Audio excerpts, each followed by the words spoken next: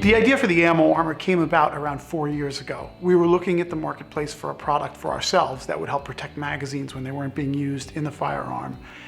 We looked around and we didn't find any single solution that covered all the needs that we had. The first step was to prototype what we thought the product was going to look like. We purchased a lot of different materials, trying to evaluate what would serve our purposes best. Ultimately, we decided to work with a professional engineering firm through Natech Plastics. When we met Mike, it was more of a napkin sketch and an idea on a piece of paper. With our engineering service, we helped guide Mike to making the best design and going through countless iterations to find what is the best way to make this product. When you first look at an ammo armor, it may look like a very simple product, but upon further inspection, you'll realize that there are a lot of really neat features there. So the features start with the external ribs on both sides to allow a firm grip when you're holding it. Also, you'll see that there are cutouts so that you can grab the magazine firmly. Now, each ammo armor also has tapered ribs on the inside to make it super easy to insert the magazine and remove it, but also at the same time keep the magazine from falling out when you don't want it to.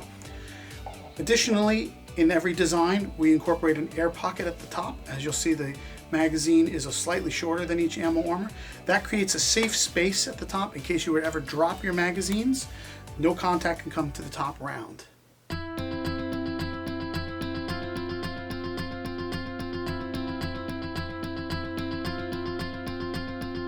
The Ammo Armor and the Ammo Clip product line gave us some very fun design challenges. As you can imagine, having a product that works for multiple different magazines and being able to do this in one tool is a good engineering feat. What's really cool about the tool is it's one tool with 30 different molds that can be interchanged, and those 30 different molds make 30 different products, and those 30 different products fit hundreds of magazines.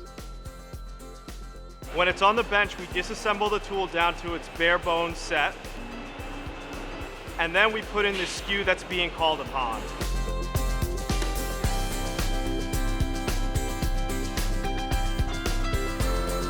Once we finish installing the SKU set, it gets installed into our injection molding machine.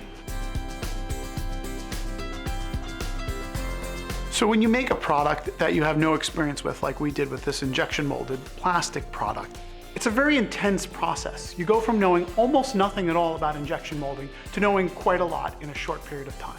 Things like heat and pressure and cooling and injection ports and spurs, all types of things that the average person doesn't have to know anything about when they pick up a product, now is something that we all understand very intimately here in Ammo Armor. Pay special attention to how the mold itself works. It opens and closes, and when it closes, that's when it makes a seal and hot plastic is injected into the cavity that's created.